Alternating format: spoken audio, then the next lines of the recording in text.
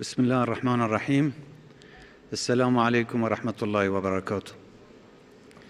Before I start my speech, I would like to express my deepest condolences to the peoples and government of the UAE and the Kingdom of Bahrain and the families of the fallen members of their armed forces in the recent terrorist attack in Somalia.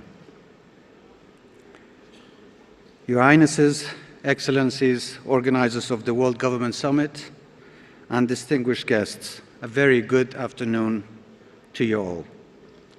It is my pleasure to address you today at the opening of this gathering of global thinkers and leaders.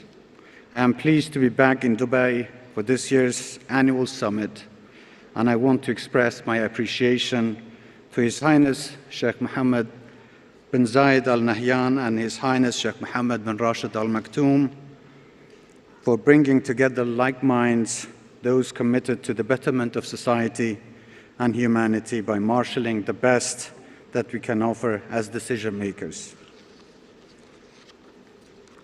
It is a chance to exchange ideas, to express ways to think differently, to do things differently, to test ourselves and to be better. This is a challenge that we must all embrace.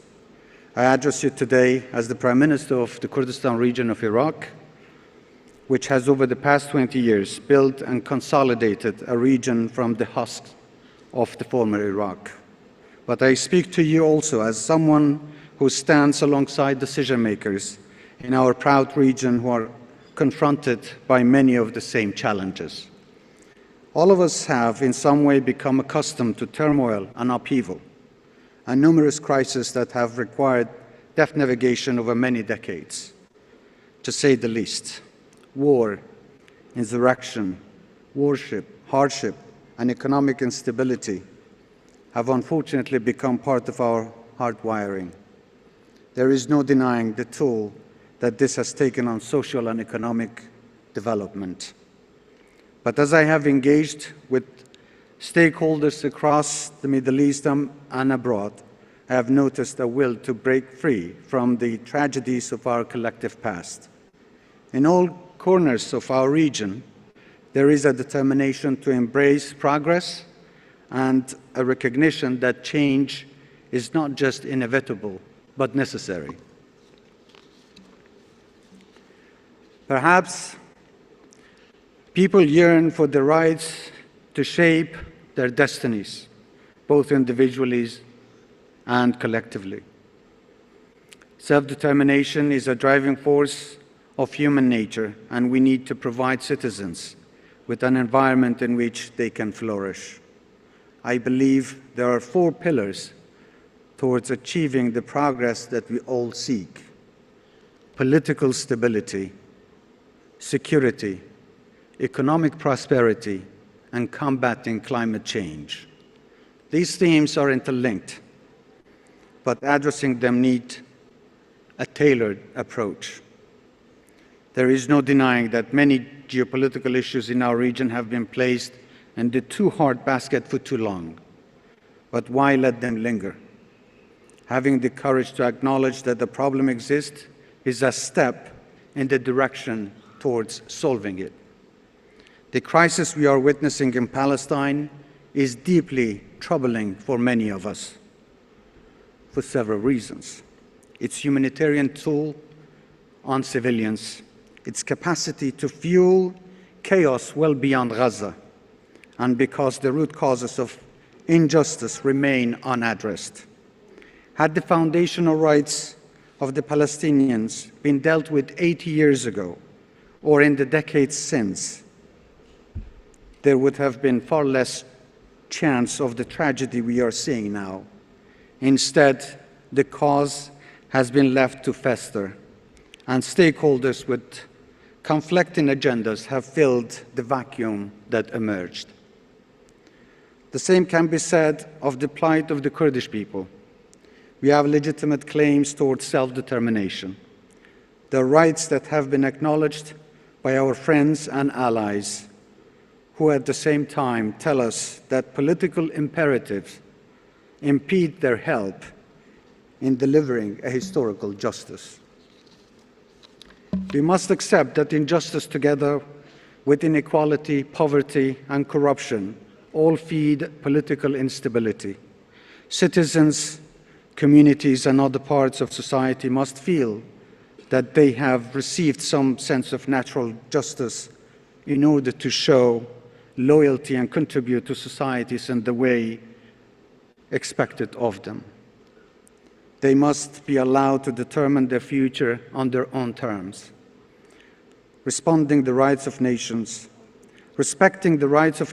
or in our case, a people, should not scare anyone. To do so strengthens stability and fosters prosperity. On the security front, we need to do more to address our collective security. Our collaboration as a region to defeat the scourge of ISIS was a shining example of how things can be done and how like-minded people can work together. As Gaza, Iraq, Syria, and the Red Sea boil, turning to a new plan to safeguard national, regional, and global security and interests is necessary. Those who seek wars to advance their interests by threatening regional security must be held accountable.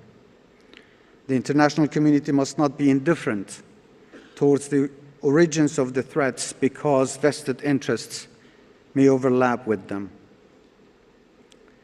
On the regional stage, we are paying a high price for what we stand for. The region now faces a crisis of different nature, and we must all collectively work to safeguard regional security and stability. In our case, we have been unjustifiably targeted. This aggression must end. As I have said in the past, here and in other capitals, Kurdistan has never been a threat to anyone in the region. We are a factor of peace and stability, and we want regional conduct to be based on mutual respect and interests. We expect support and need to work together to stave off grave security threats which could undermine all we have achieved. Let this be a moment in history where leaders everywhere can say enough is enough. We need enduring solutions to clearly identified problems. We stood by our allies during the plague of ISIS. It was the right thing to do.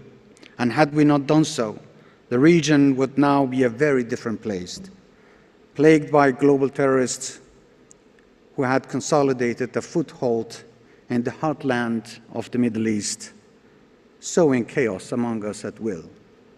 But we have prevailed. The struggles of the past 20 years, of the decades of Kurdish resistance that foreshadowed them have enshrined for us a rightful stake as a sovereign people and an integral part of the Middle East.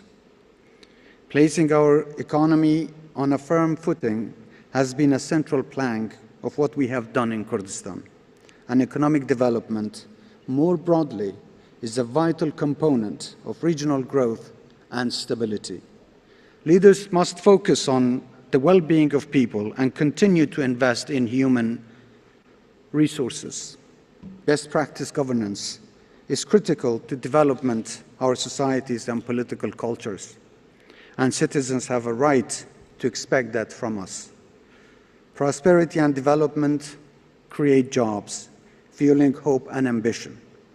If we provide economic and political ecosystems that minimize poverty and corruption, we have less space for extremism and create routes for political instability and security. I can say with satisfaction that on one of the biggest challenges of all, climate change, there is a collective will to do things differently. The UAE's successful hosting of the COP28 summit last year led to an unequivocal commitment to reverse the tide of global warming before its effects change our planet forever. The challenge before us required bold decisions to diversify our energy sources and invest in renewables. The UAE is a world leader in such new technology. Dubai and Erbil are both at the epicenter of a warming planet, and we are fully aware of the risks of ignoring a catastrophic reality. Many of the commitments made so far go against short-term economic interests. They were made to safeguard future generations. It is no secret that to transition to cleaner energy sources may cost more in the short term, but the long-term savings to us all are immeasurable. We must have the courage and, frankly, the sense to make such tough decisions. If we fail to do so, our part of the world will become a furnace in our lifetime. Large tracts of land will be uninhabitable, water sources will dry up, and food security will prove to be an enormous challenge. Desertification, mass immigration, and economic collapse could follow. We will then see international migration, and demographic changes. Competition for scarce resources will push people into conflict. This will fuel an international problem with multiple dimensions.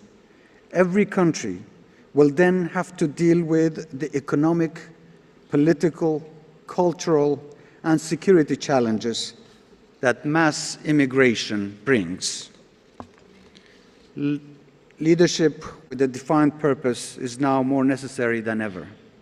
We must encourage and reward leaders of conviction among decision makers currently on the global stage and in the generations to come. We must clearly separate those who stand with progress and modernity from those intent to holding us back. Ladies and gentlemen, together we can summon the will to confront the issues that hold us back. It is not always easy as leaders to look at the horizon, but we must. We owe it to those who put their faith in us. I thank you all very much for being here today, and may this conference be a forum for big ideas. Thank you very much.